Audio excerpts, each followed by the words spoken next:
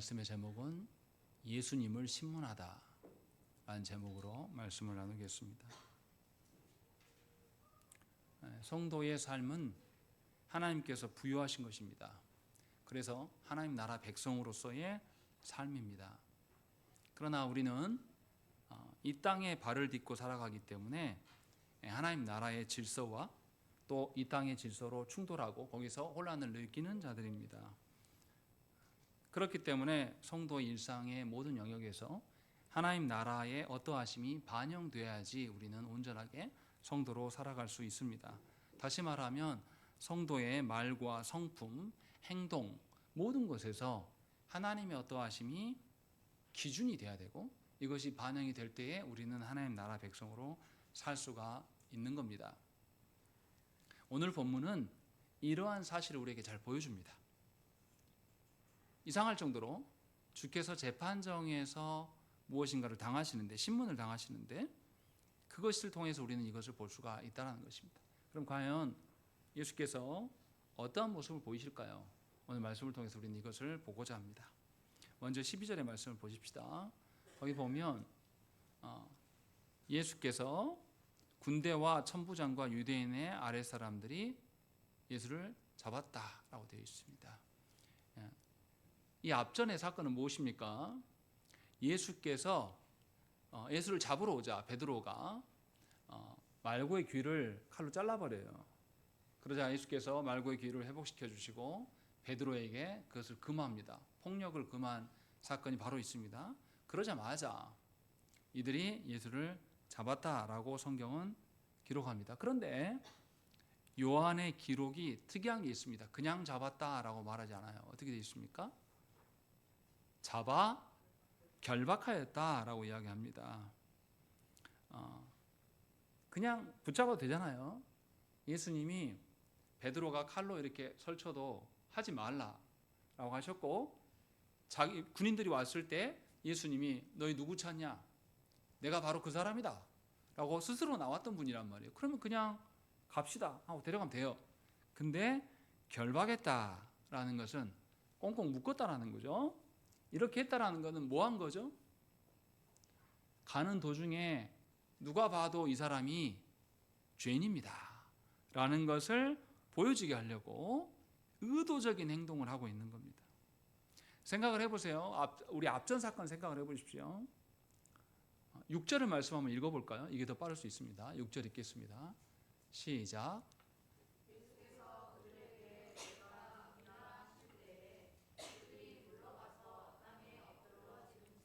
예, 이 군인들이 예수님이 내가 누구를 찾냐?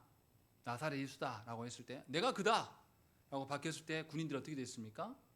주님의 말씀 한마디에 뒤로 나뒹굴었단 말이에요. 이랬던 사람들이 예수님이 잡아가려고 하는데 결박하는데 주님이 반항을 하나도 안 한단 말이에요. 너무 이상하지 않습니까? 그냥 힘으로 하지 않고도 말씀으로도 자신들이 넘어졌던 자들이에요. 그런데 주님이 이것을 자기의 능력을 바라지 않으세요. 이 사건을 이 군인들이 보고 있다란 말이죠. 이게 무슨 의미냐 이 말이죠. 가나안 혼인잔치에서 종들만 알지 않습니까? 술이 다 떨어지고 나니까 예수께서 어떻게 하라고 하십니까? 항아리에다가 물을 갖다가 채우라고 그러셨어요. 다 채웠으니까 어떻게 하라고 그러죠? 손님들에 퍼다 줘라. 손님들은 몰라요. 무슨 일이 있었는지. 근데 종들은 가져다 주면서 물을 펐어요. 근데 가져다 주는데 뭐가 됐다고요? 극상의 포도주가 되었다라는 거죠. 그러면 이 종들은 분명히 뭔가를 깨달았을 거예요. 소름이 돋았을 겁니다. 이 군인들도 생각을 해보십시오. 이상할 정도로 예수님이 결박당하신 거. 이 결박당하는 부당한 거거든요. 사실 결박 안 해도 돼요. 그런데도 불구하고 순순하게 응하고 계시다. 요한은 요 말을 하고 있는 겁니다. 주께서 왜 이렇게 하십니까? 예수께서 붙잡혀 가셔서 고난당하심이 성부 하나님의 뜻이기 때문에 주님은 성부의 순종의 길을 걸어가고 계신 겁니다. 그 길이 부당하고 너무 억울한 일이어도 그것에 항변하지 않으시고 성부의 뜻대로 이어지는 간에 온전한 순종의 모습을 보여주는 것이 나타납니다. 반면에 이 대제사장이 보낸 무리들은 어떻게 취하고 있냐면 의도적으로 결박하여서 예수님을 욕보이고 힘의 논리로 인해서 무언가 시를 하려고 하는 그런 모습을 계속 보여주고 있는 겁니다. 그래서 요한은 이 지금 일들이 얼마나 부당한가를 13절과 14절의 말씀에 기록하고 있습니다. 13절 14절 말씀 읽겠습니다. 시작.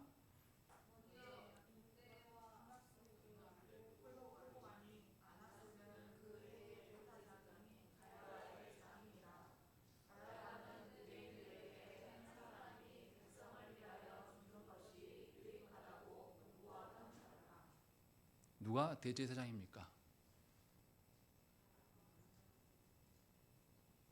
누가 대제사장이냐고요? 가야바예요. 그런데 누구한테 끌고 갔습니까? 네, 안나스에게 끌고 갑니다. 이게 말이 되는 이야기입니까? 박근혜 전 대통령이 왜 구속당했죠? 국민들이 선출해서 대통령의 권한을 박근혜 씨한테 줬어요.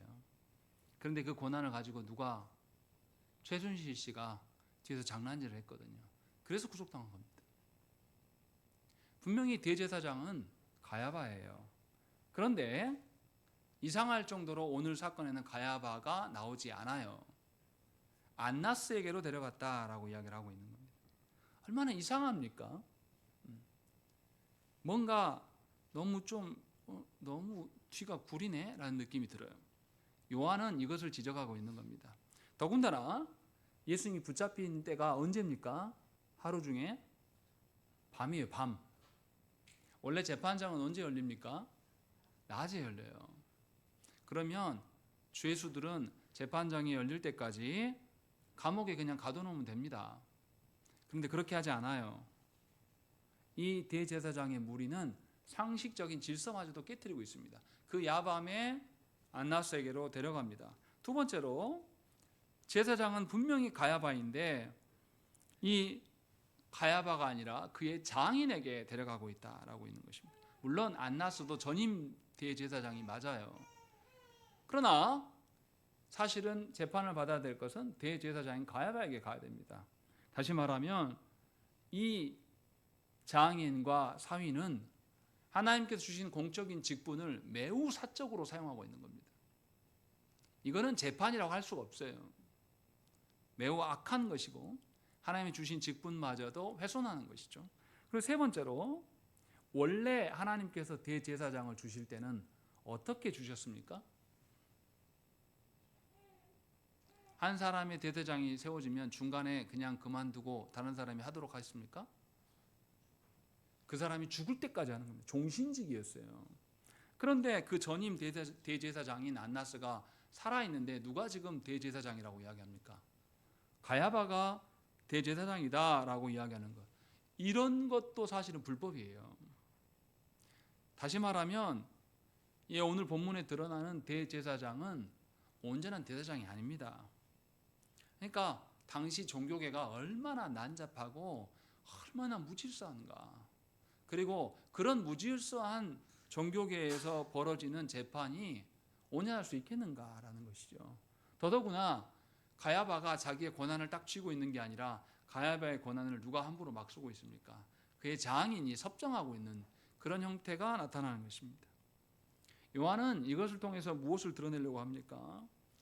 대제사장의 무리가 하나님 앞에서 합당하게 예수님을 다루는 것이 아니라 뭔가 더러운 방식으로 자기의 목적을 이루기 위해서 행하고 있다는 것이에요.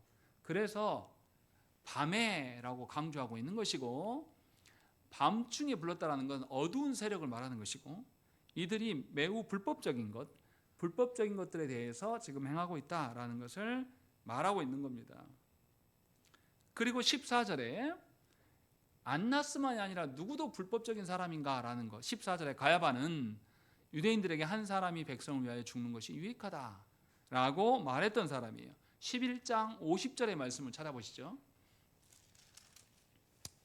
요한복음 11장 50절 말씀 보면 가야바가 한 말이 나옵니다.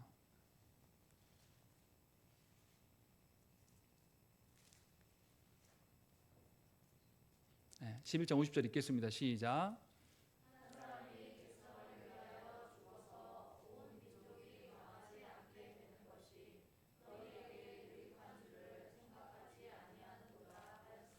예, 이 말은 가야바가 한 말이에요. 이미 가야바가 예수님을 죽이고자 하는 의도를 갖고 있었다라는 것이고, 가야바가 한 사람을 죽이고 너희가 모두가 사는 것이 뭐라고 합니까? 너희에게 유익하다라고 이야기를 하고 있는 겁니다. 생각을 해보십시오. 대제사장이 뭔가를 판단하는 기준은 옳고 그름의 문제야 되지 않겠습니까? 그런데 대제사장의 판단 기준이 뭐라고 되어 있어요? 유익하냐, 손해보냐, 이렇게 판단하고 있는 겁니다. 그러니까 가야바는 매우 계산적인 사람이에요. 하나님 앞에서 정직한 대제사장이라고 볼 수가 없는 겁니다. 보십시오. 예수님이 지금 잡혀가는 상황 속에서 누가 이렇게 예수님이 불법적으로 잡혀가는데 동조하는데 쓰임받고 있는가를 생각을 해보십시오. 제자들 중에는 누굽니까?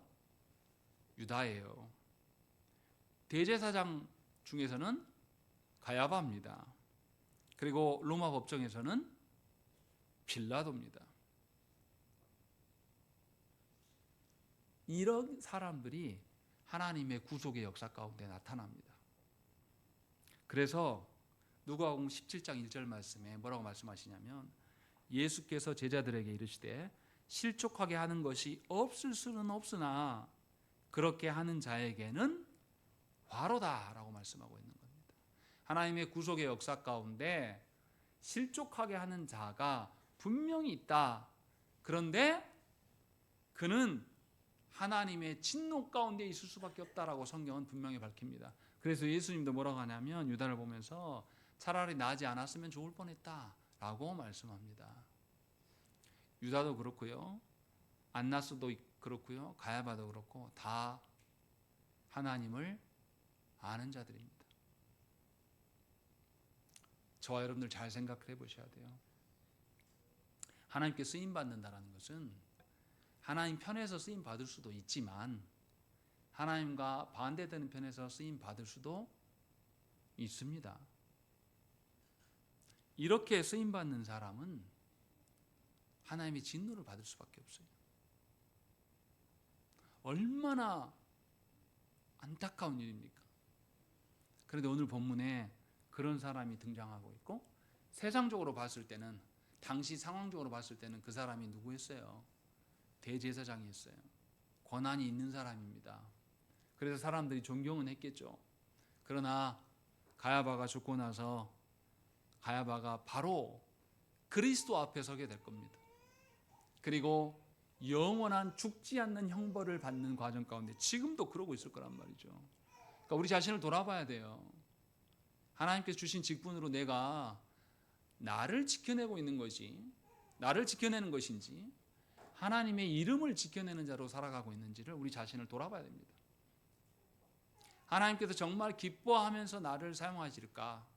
아니면 나를 보면서 마지못해서 하나님께서 그냥 나의 죄악을 용인해 주시는 것일까? 라는 것을 잘 고려해 보셔야 한다는 것입니다. 이런 불법적인 일들이 스스로 언약 백성이라고 하는 자들 가운데서도 나타나고 있다. 요한은 이것을 우리에게 말씀하고 있는 겁니다.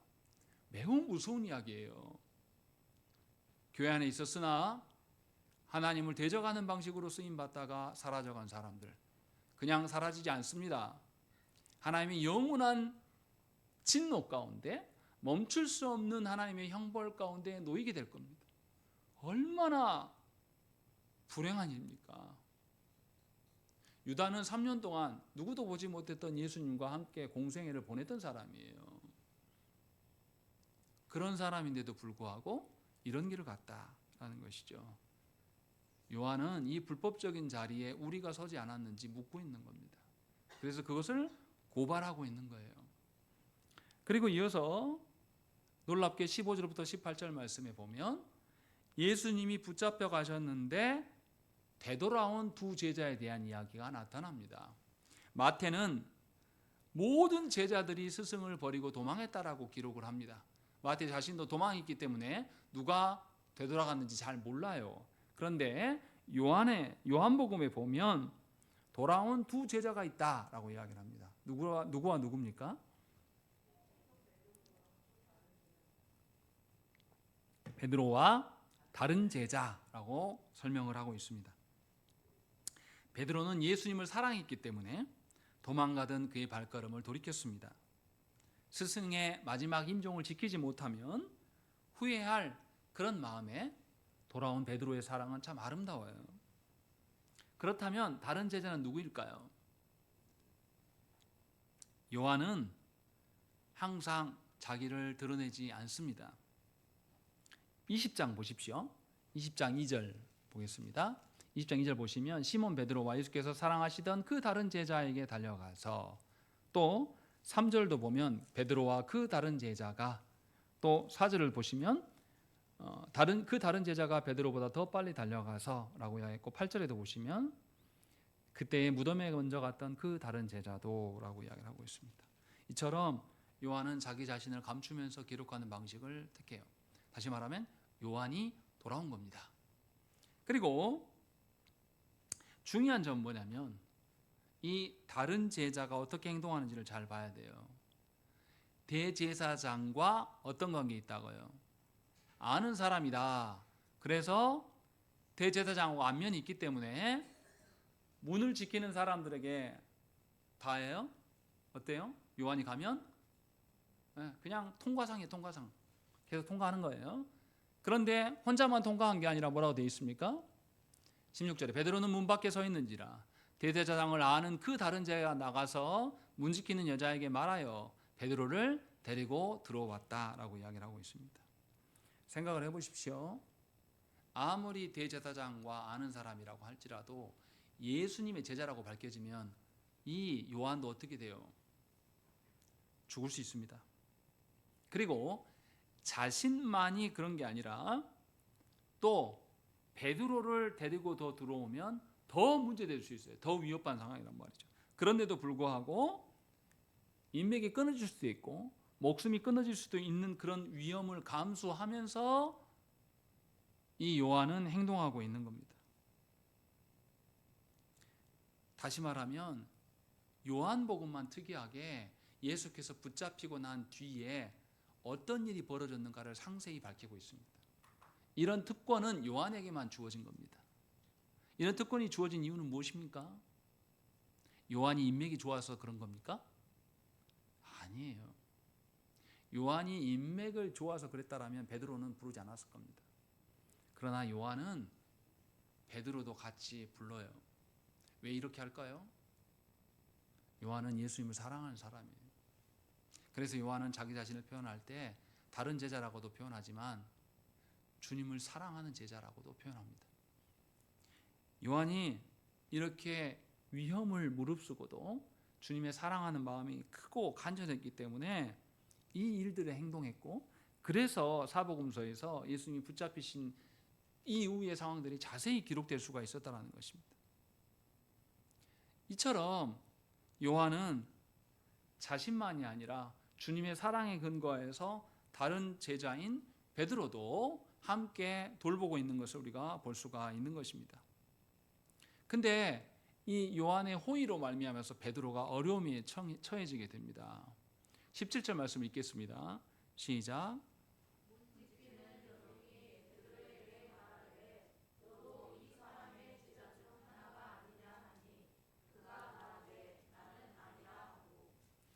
예, 여종이에요, 여종. 베드로가 원래 자기의 힘으로는 그 안에 뜰에 들어갈 수가 없는데 그 여종이 물어보니까 너도 제자들 중에 하나인 것 같은데? 라고 이야기하니까 아니라고 주님을 거부합니다. 거짓말한 것이죠. 베드로가 예수님을 사랑하는 것은 진실했어요. 근데 문제는 뭡니까? 자신의 신변에 위협이 생기니까 그 사랑이 꺼지는 듯한 태도를 취합니다. 베드로가 전에 어떻게 행동했습니까? 예수께서 죽으신다면 나도 그 길을 따라가겠다. 그렇게 호언장담하면서 그랬던 그 사람이 여자 종 하나의 그 말 한마디에 무너져 내립니다. 다시 말하면 베드로의 모습 속에서 우리 뭘 볼 수 있습니까? 세상의 그 논리로 인간의 그 허망함이 얼마나 헛된 것인가를 보여줍니다. 베드로는 아직 대제사장들이나 관료들을 마주한 것도 아니에요. 그냥 문 지키는 그 여종 하나에게 바로 공포감에 휩싸이게 되는 것입니다. 사실은 베드로가 느꼈던 공포는 허상이에요. 실존하지 않습니다. 그렇게 한다고 해서 누가 어떻게 할 수가 있는 게 아닙니다. 그런데 베드로는 어떤 대제사장 앞에 가보지도 못하고 주님을 부인하는 그런 현실 속에 놓여 있는 것입니다. 이러한 상황이 있었음에도 불구하고 요한의 기록을 보면 베드로보다 내가 낫다라는 그런 표현들이 안 나타나요. 두 사람이 완전 다른 태도가 드러나는 것이죠. 그리고 18절 말씀은 더 안타까워요. 우리 읽겠습니다. 시작.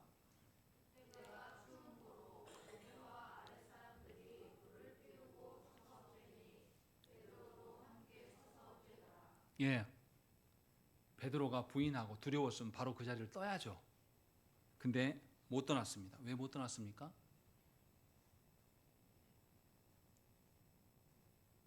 못 떠나기도 하고 예수님이 붙잡힌 자리에 가서 예수님을 보러 가지도 못하고 그 마당에서 불 쬐고 있었다라고 하고 있는 거예요. 지금 공포에 휩싸인 겁니다. 자기가 부인했는데 부인하자마자 그 자리에 뜨면 더 의심받을 것 같으니까 그 사람들과 함께 불 쬐고 있는 거예요. 베드로의 심정이 어떠겠습니까? 베드로 거기 왜 왔어요? 예수님 보러 왔잖아요. 근데 예수님 보고 있습니까? 예수님 보지도 못하고 거기에서 완전히 쪼들려 가지고 그 사람들하고 비굴한 채로 서 있는 겁니다. 나머지 도망하고 돌아오지 않는 열제자는 이런 일도 안 당했습니다. 그렇지 않겠습니까? 근데 베드로는 주님을 사랑하긴 사랑하는데 어설프게 한계에 봉착해서 주님 사랑함을 끊어지니까 비굴한 모드로 남아있는 거예요. 그래서 다른 제자들보다 예수님이 죽으셨다는 소리를 듣고 예수님이 나중에 부활하셔서 돌아왔을 때 베드로가 어떤 말도 할 수가 없었던 거예요. 자기가 주님을 어떻게 사랑했다는 걸 정확히 알기 때문에. 어떻게 보면 베드로는 지금 인생의 가장 굴욕적인 상황인 것이죠. 여기서 우리가 생각을 해봐야 돼요. 베드로는 고난을 피하기 위해서 꼼수 부렸습니다. 그래서 죄인들의 길에 서 있게 되는 것이죠. 그래서 굴욕적인 것이에요. 죄인들의 길에 서고 오만한 자리에 앉게 되어버린 것이 베드로의 상황입니다. 하나님을 사랑하되 어정쩡하게 사랑하는 성도들이 있습니다. 그럼 어떻게 됩니까? 제 경험을 말씀드리면 목회자 자녀로서 살아갈 때에 시골교회 목회자의 삶이 뭔지 뻔해요. 저는 그게 너무 싫었습니다. 그래서 목회자는 절대 안 하겠다고 생각을 했어요. 그래서 세상 사람처럼 되고 싶었어요. 20대 때 열심히 세상 사람처럼 살았어요. 그리고 20대 후반쯤에 하나님 부르셨습니다. 거절했어요. 제가 세상처럼 되고자 했을 때 세상에 섞일 수 없다는 걸 나중에 깨달았습니다. 그렇다고 해서 내가 하나님의 사람인가? 그것도 아니에요. 이도저도 아닌 어중뛴 사람으로 살고 있더라고요. 그래서 다시 이렇게 살아서는 안 되겠다 라고 하나님께 돌아오는데 인생을 헛된 시간들을 많이 보냈습니다. 베드로처럼 하나님을 사랑하긴 사랑하는데 어정쩡하게 사랑해서 한계적인 사랑을 띠고 살아가는 사람은 하나님과 함께 의인의 길에 서지 못하고 죄인들의 길에 서게 되고 그가 뱉었던 모든 말들은 교만함의 증거로 남게 되는 거예요. 베드로가 어땠습니까? 제자들 중에 자신이 가장 뛰어난 제자라고 생각했고 누구보다도 예수님께 순종할 수 있었던 자라고 호언장담했던 자들이에요. 그리고 베드로는 심지어 금방까지도 뭐 했습니까? 예수님 잡으러 오니까 말고의 길을 칼을 빼가지고 잘라버렸던 사람이에요. 누가 볼 때는 굉장히 용맹하고 예수 위해서 모든 것을 바칠 수 있을 것 같은 사람이었단 말이에요. 그런데 베드로가 앞서서 다 발언하고 행동했던 모든 것들은 여종의 말 한마디에 마음이 탁 녹아내리면서 불을 쬐고 있는 추접스러운 꼴로 전락하게 된 겁니다.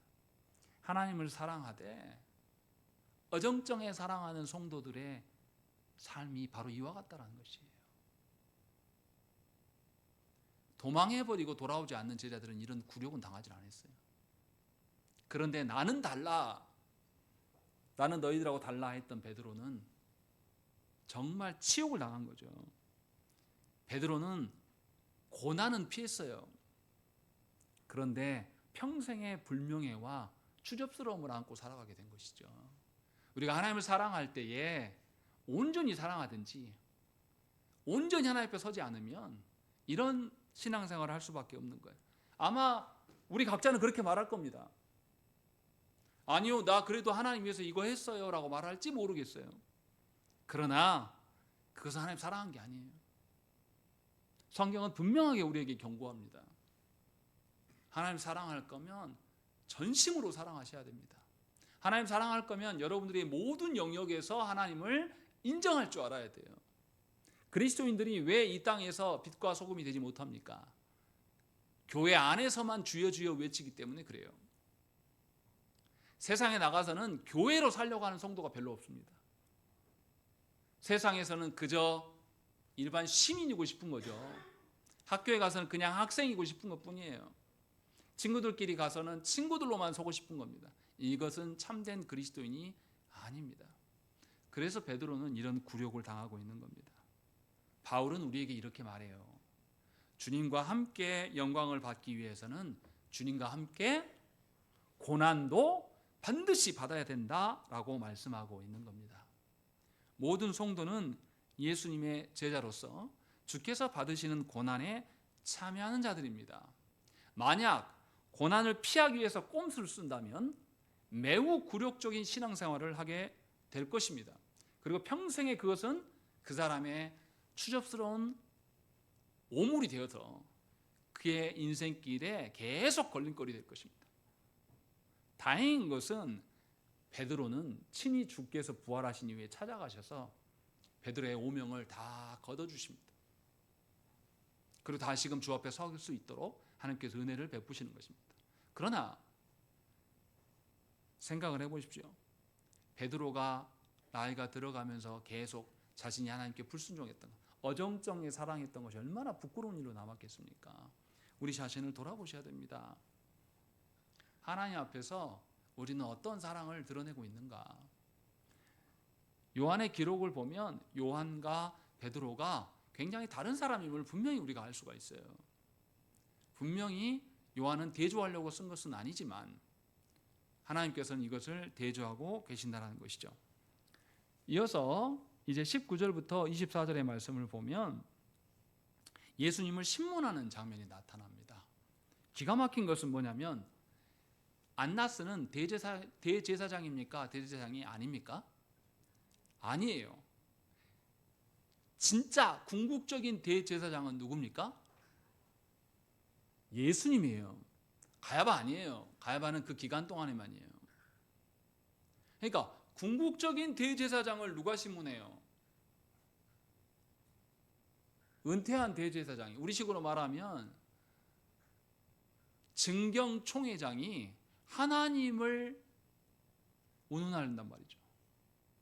오늘 말씀의 제목으로 제가 예수님을 신문하다 이렇게 되어 있습니다. 이게 말이 됩니까? 누가요? 누가 예수님을 신문할 수 있습니까? 성부께서도 하지 않는 일을 누가 합니까? 기가 막힐 노릇인 거예요. 그런데 이 건방진 안나스는 예수님을 신문합니다. 그리고 두 가지를 물어요. 19절 말씀 보십시오. 무엇과 무엇을 물었는지 읽겠습니다. 시작.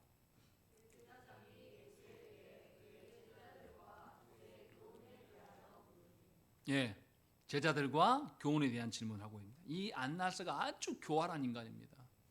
왜 제자들에 대해서 물었을까요?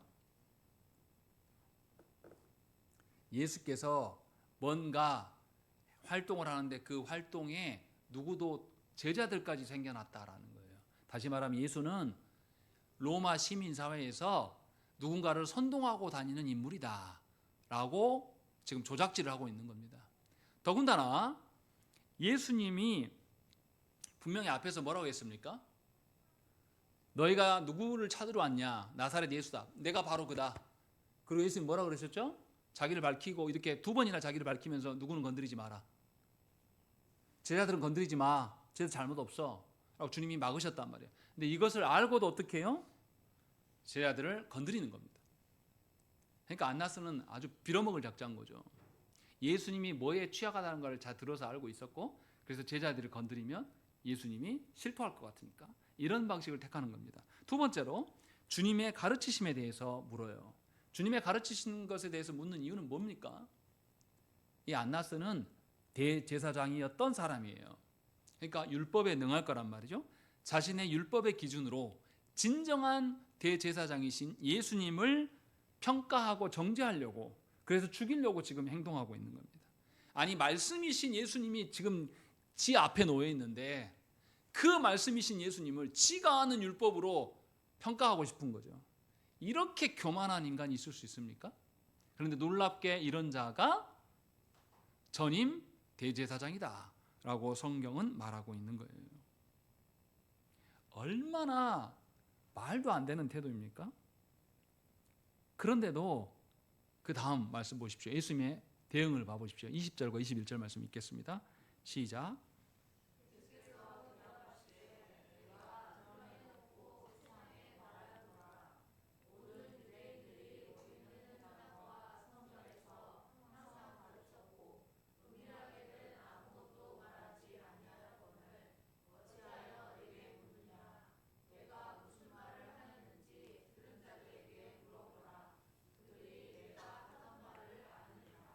예수님은 뭐라고 말씀하십니까? 내가 지금까지 가르쳤는데 숨겨서 내 가르침이 숨겨진 적이 없다. 나는 분명하게 유대인들이 모이는 회당과 성전에서 공개적으로 가르쳤다. 지금 예수님은 무슨 이야기 하냐면 진리는 공개적으로 누구에게도 꺼리낄 수 없는 것이다. 그 말씀을 하고 있는 거예요. 우리가 하나님의 말씀을 믿는다고 하는데 우리가 말하는 하나님의 말씀이 정말 참된 것이라면 성도된 우리는 가정에서든지 교회에서든지 일터에서든지 사회에서든지 어느 곳에서도 우리는 진리의 말을 해야 됩니다. 교회 안에서는 주여 주여 하다가 일터에 가서는 사장님으로 바뀌는 것은 하나님의 자녀가 아니에요. 진리를 담고 살아가는 성도라고 말할 수가 없다는 것입니다. 그리고 예수님은 어떻게 말씀하시냐면 어찌하여 내게 묻느냐 이렇게 말씀하고 있는 겁니다. 지금 이 유대인들이 대제사장 무리들이 예수님을 공정한 재판을 하려고 하는 겁니까? 이미 죄인으로 놓고 재판을 시작한 겁니까? 죄인으로 놓고 시작하고 있는 거예요. 그래서 예수님은 이것을 반문하고 있는 겁니다. 야, 니네 지금 짜고 치면서 왜 나한테 묻냐? 이렇게 지금 말씀하고 있는 것이죠. 그래서 예수님은 자기 증언이 아니라 내가 무슨 말을 하였는지 들은 자들에게 물어봐라. 그들이 내가 하던 말을 안다 라고 말씀하고 있는 것입니다. 예수께 말씀을 들은 자들 중에 예수님께 호의적인 사람만 있겠습니까? 아니에요. 분명히 예수님의 적대적인 자도 분명히 많았을 겁니다. 그런데도 주님이 말씀하고 있는 이유는 뭐냐면 진리는 객관적인 성격을 띠고 있다라는 것을 말씀해서 너희가 정말로 객관적인 재판정인가? 너희가 객관성을 띠고 하나님 앞에 서고 있는 것인가? 라고 깨닫게 하시기 위해서 계시해 주시는 것을 우리는 알아봐야 된다는 것입니다. 생각을 해보십시오. 주께서 지금까지 이 땅에 오셔서 말씀을 쭉 전하셨던 것들이 하나도 감추일 게 없다. 그리고 주님은 자기의 가르쳤던 자들에게 내 증언자로 세울 수 있다라고 말씀하고 있는 겁니다. 여러분들은 어떻게 하십니까? 여러분들이 지금 예수께 구원을 받고 구원받은 이후에 여러분들이 진리의 말을 했는지 아니면 여러분들의 거짓된 말을 했는지 하나님 앞에 우리는 다 서게 될 겁니다. 그때 서게 될 때 여러분들이 일평생 만났던 사람들을 여러분들의 증언자로 세울 수 있겠습니까? 그런 자신이 있습니까? 우리에게 만났던 사람들에게 나의 안위를 위해서 거짓말을 한 적은 없습니까? 또 나의 어떠함을 위하여서 나보다 연약한 사람들에게 언어로 갑질한 적은 없습니까? 우리 자신을 생각을 해봐야 돼요. 예수님은 작고 연약한 자들을 무시하지 말라고 명령하셨습니다. 그래서 마태복음 18장 10절 말씀에 그들의 천사들이 하늘에서 하늘에 계신 내 아버지의 얼굴을 항상 배웁는다라고 말씀하면서 누구도 무시하지 말라고 말씀합니다. 이처럼 주님은 하늘과 땅의 모든 권세를 가지신 분이었어요. 모든 유대인에게 전한 어떤 말 중에도 무시하거나 불법성이 없으셨음을 우리에게 보여줍니다. 예수를 따르는 우리가 우리 자신의 말과 우리 자신의 행동들을 돌아봐야 됩니다. 우리 안에 불법성이 있진 않았는가? 우리가 마주하고 있는 모든 사람들에게 내가 정말로 그리스도인으로 살았습니다 라고 증언자로 내세울 수 있는 것인지 우리의 삶을 돌아보셔야 한다는 것입니다. 그것을 주께서 지금 보여주고 계신 것이죠. 22절 말씀 보겠습니다. 읽겠습니다. 시작.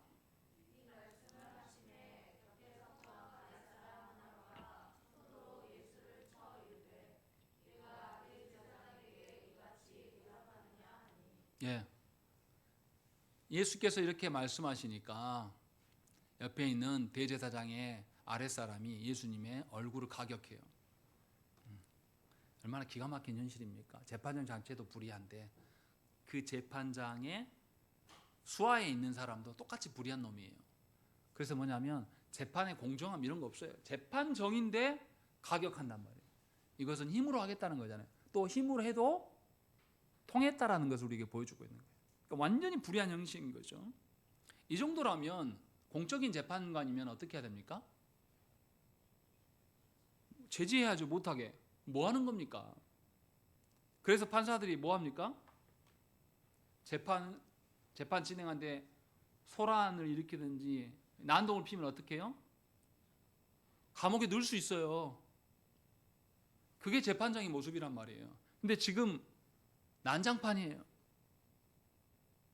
우리 지금 보지 않습니까? 윤석열 씨 재판하는 그 어떤 재판관. 그게 재판관입니까? 재판장입니까? 시장통이에요. 시장통. 재판장이 사과하고 있고 재판장이 무슨 뭐 MC입니까? 이런 현실을 보고 있는 거예요. 지금 그 모습이 예수님 모습하고 비슷해요. 질서가 없고 개판입니다. 생각을 해보십시오. 만약에 이 안나스가 거짓된 이 대제사장이었던 안나스가 예수님이 누구인지 바로 알았다면 이렇게 할 수 없을 겁니다. 하나님의 아들이신 그 예수님이 누구인지를 몰랐어요. 안나스는. 그래서 엉터리같이 이 재판을 벌이고 있는 겁니다. 재판도 아니죠, 사실은. 대제사장도 아니니까. 저와 여러분들의 삶을 돌아보십시오. 우리가 정말로 하나님 앞에 살아가는 삶이라면 우리의 삶의 모든 일거수일투족은 훗날 우리가 죽고 그리스도 앞에 설 그 재판장의 증거물로 다 도용될 우리 일상의 삶이란 말이죠. 그것을 지금 보여주고 있는 것입니다. 이 아랫사람이 하나님을 알았다면 재판장이 이렇게 난동을 피울 수가 없을 겁니다. 그런데 이 아랫사람은 지금 누구만 보여요? 대제사장에게만 잘 보이고 싶은 겁니다. 여러분들 교회 안에서 잘 생각해 보셔야 됩니다. 제가 제일 안타깝게 생각하는 것은 사람들끼리 모여서 하나님을 상정하지 않는 것이 굉장히 안타까운 일이에요. 목회자들끼리 모여서 불법을 자행하면서도 하나님 의식하지 않는 사람들이 있습니다. 또 어떤 성도는 하나님은 별로 신경 쓰지 않으면서 인간 목회자만을 신경 쓰는 분들이 있어요. 또 목회자는 하나님께서 허락하신 일인지 따져보지 않고 관습적으로 해왔던 일인가, 그리고 자기가 목회자로서 대우받을 일만 행하는 경우도 있습니다. 이 모든 것들은 지금 오늘 본문에 나타난 아랫사람의 행동입니다. 얼마나 건방을 떱니까? 나중에 이 아랫사람이 이 사람도 죽었을 거 아닙니까? 그때 죽어서 제일 처음 만난 사람이 누구였겠어요? 본인이 손으로 가격했던 그 예수님 마주했을 때 그가 어떻게 행동했겠습니까? 그 공포와 그 압도감에 얼마나 자지러졌을까요? 죽자마자 죽음도 고된 것이었겠지만 죽자마자 바로 주님 앞에 섰단 말이에요. 자기가 살아온 것들이 한순간에 그 죄악된 것들이 그에게 압도적으로 왔을 그 공포, 우리도 똑같은 길을 걸어가게 될 것입니다. 여러분들이 하나님이 아니라 세상 사람들을 바라보면서 세상 사람들 한 사람 한 사람한테 그 사람한테 잘 보이려고 해서 그래서 우리가 그리 불의하고 불법적으로 살아가는 그런 흔적들이 켜켜이 쌓이고 쌓여서 주님 앞에 보게 될 그날에 우리는 그 공포를 한 번에 보게 될 거란 말이죠. 이것을 우리에게 지금 보여주고 있는 겁니다. 그러함에도 불구하고 예수님 뭐라고 말씀하십니까? 23절 읽겠습니다. 시작.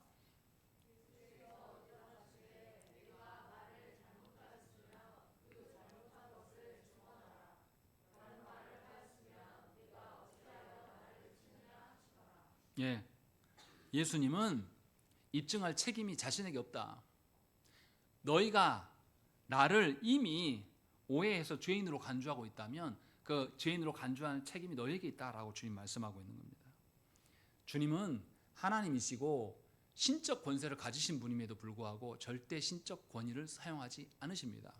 또한 감정도 내세우지 않으세요.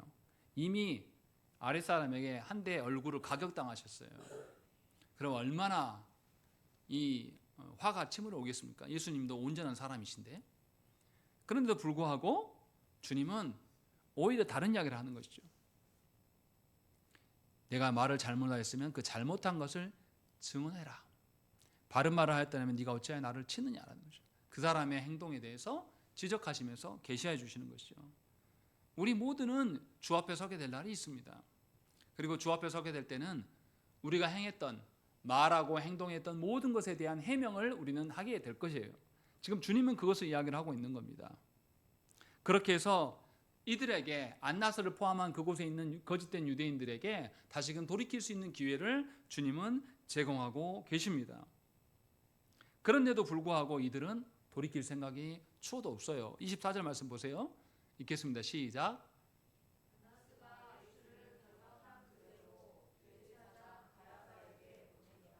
어떻게 보냈다고요? 예. 안나스는 시종일관 똑같아요. 예수님을 잡아오러 할 때도 결박해서 데려오라고 이야기했고, 잡아왔을 때도 어떻게 합니까? 예수님께 추궁해봤더니, 신문해봤더니 죄가 있어요, 없어요? 발견할 게 없단 말이에요. 그러면 어떻게 해야 됩니까? 대제사장에게 재판 보낼 때 어떻게 보내야 돼요? 풀어서 보내야죠. 그리고 아이고 잘 모르겠다, 아직 죄인인지 아닌지. 이게 정상적인 재판을 많이 해본 사람의 특징이 아닙니까? 그런데 요한은 분명히 밝히고 있어요. 예수님을 결박한 그대로 대제사장에 보냈다라고 말하고 있는 것입니다. 지금 이 본문에서 드러내고 있는 건 무엇입니까? 이 전 대제사장이었던 안나스, 그리고 대제사장에 잘 보이려고 하는 어떤 줄선 사람들, 이것이 세상의 이 권력이에요. 세상의 권력은 누굴 대적합니까? 하나님을 대적합니다. 그래서 하나님의 주권에 대해서 도전하는 것입니다. 말도 안 되는 상황이에요. 참 대제사장이신 예수님을 감히 거짓된, 그것도 현직 대제사장도 아닌 자가 신문한다는 것 자체가 뭐냐면 온 인류가 하나님을 대적하는 타락한 죄성을 가지고 있음을 우리에게 보여주고 있는 겁니다. 아담과 하와가 왜 하나님으로부터 타락했습니까? 하나님과 같아지고 싶었던 거예요. 감히 피조물에 불과한 그들이 하나님과 같아지려고 하는 그 교만함이 녹아 있어서 그들은 하나님을 떠났습니다. 안나스도 자신이 타락한 대제사장임에도 불구하고 진정한 대제사장보다 높아지기를 원했습니다. 아니, 높다고 이미 생각을 했었죠. 그래서 이러한 불의함과 불법성을 보여주고 있는 겁니다. 우리 자신을 돌아보셔야 됩니다. 하나님께서 우리를 교회로 부르셨습니다. 그리고 교회의 일꾼으로 우리를 세워놓으셨어요. 과연 우리는 하나님을 의식하면서 살아가는 자들인지 아니면 다른 사람들을 의식하면서 살아가는 자들인지 돌아보셔야 한다는 것입니다. 그렇지 아니하면 우리도 감히 누구를 신문하게 됩니까? 예수님을 신문하게 되는 거예요. 이런 기도가 바로 그런 기도입니다. 말할 수 없는 고통이 찾아와서 하나님께 원망하면서 하나님, 하고 많은 사람들 중에 왜 납니까?